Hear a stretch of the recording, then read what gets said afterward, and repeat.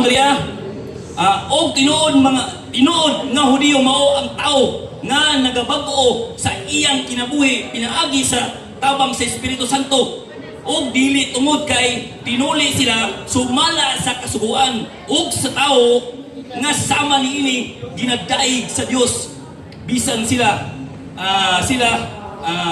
dayga nga tao. Klaro kayo igsuon nga ang 20 seconds. 70 Adventist igsuon, klaro kayo ang 70 Adventist, tao na sila. Ayaw yun mo kalimot na ang 70 Adventist katawhan ng mga tao di na mananap. O kanang mga tawhan na gisubok sa Ginoo, sumala sa Biblia. O kanang salamat sa panahon. O diha natapos ang panagbangi dining atong mga nahigugma nga mga debatidor.